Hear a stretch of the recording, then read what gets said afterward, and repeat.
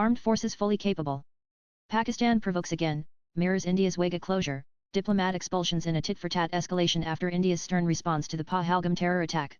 Pakistan on Thursday announced the closure of the Wagah-Attari land border and a significant downgrading of diplomatic ties with New Delhi, moves that closely mirror India's own steps taken a day earlier. The decisions were outlined in a press release following a meeting of Pakistan's National Security Committee (NSC), chaired by Prime Minister Shehbaz Sharif.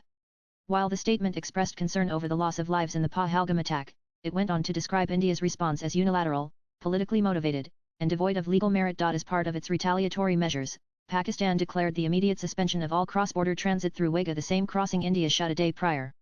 Indian nationals who entered Pakistan via this route have been instructed to exit by April 30. On the diplomatic front, Islamabad declared India's defence, naval, and air advisors in Pakistan persona non grata, asking them to leave the country by the end of the month.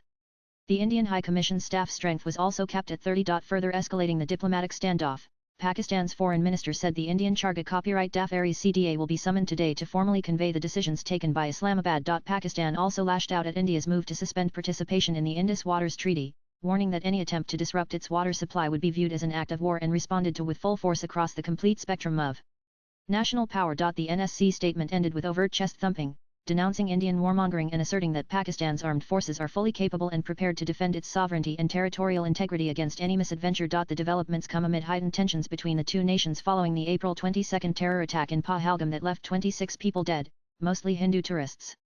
The Resistance Front (TRF), an offshoot of the Pakistan-based Lashkar-Taiba, claimed responsibility for the attack. In the aftermath of the terror attack, Indian Prime Minister Narendra Modi vowed a relentless pursuit of those behind the killings, stating that the perpetrators would be hunted down to the ends of the earth and justice ensured. On April 23, India suspended participation in the Indus Waters Treaty, a landmark agreement brokered by the World Bank in 1960.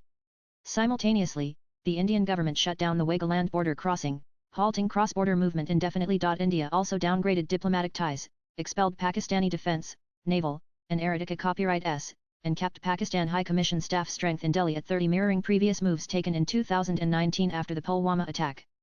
Visa exemptions under the SAARC visa exemption scheme were cancelled, and all Pakistani nationals in India under that scheme were given a deadline to leave. Earlier, Dawn reported that Deputy Prime Minister Ishaq Dar, while speaking to a private television channel, lashed out at India's approach, calling it immature and hasty. Swipe left for next video. India has not given any evidence. They have not shown any maturity in their response, he said. This is a non-serious approach. They started creating hype immediately after the incident. Pakistan's Foreign Office, in a separate statement, expressed regret over the loss of life. Diplomatic observers warn that India's decisive posture and Pakistan's combative counter-messaging risk pushing bilateral ties to their lowest point since the 2019 Pulwama-Balakot confrontation, with little space for de-escalation amid rising nationalist rhetoric on both sides. Latest blogs.